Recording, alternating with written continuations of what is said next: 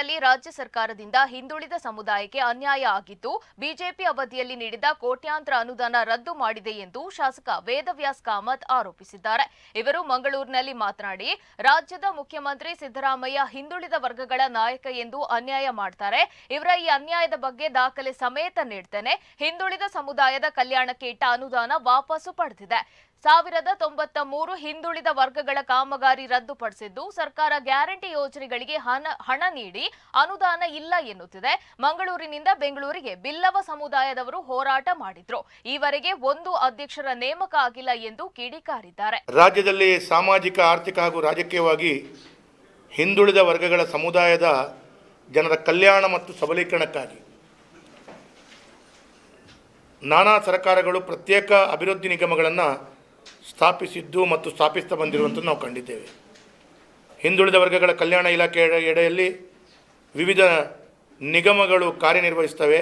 ಈ ಹಿಂದೆ ಅಧಿಕಾರದಲ್ಲಿರುವಂಥ ನಮ್ಮ ಸರ್ಕಾರ ಹಿಂದುಳಿದ ವರ್ಗಗಳ ನಿಗಮದ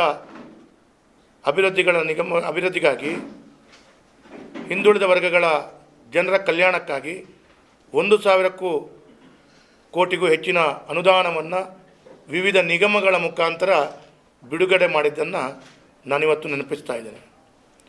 ಆದರೆ ರಾಜ್ಯದಲ್ಲಿ ನೂತನ ಕಾಂಗ್ರೆಸ್ ಸರ್ಕಾರ ಅಸ್ತಿತ್ವಕ್ಕೆ ಬಂದ ನಂತರ ಹೊಸ ಅನುದಾನವನ್ನು ಕೊಡುವುದು ಬಿಡಿ, BJP ಸರ್ಕಾರದ ಅವಧಿಯಲ್ಲಿ ಬಿಡುಗಡೆಗೊಳಿಸಿದಂಥ ಕೋಟ್ಯಾಂತರ ರೂಪಾಯಿ ಅನುದಾನವನ್ನು ಕೂಡ ರದ್ದು ಮಾಡಿಸಿ ಆದೇಶ ಕೊಟ್ಟಿದ್ದನ್ನು ಕೂಡ ನಾನು ಇವತ್ತು ನಿಮ್ಮ ಗಮನಕ್ಕೆ ತರಲಿಕ್ಕೆ ಬಯಸ್ತಾ ಇದ್ದೇನೆ.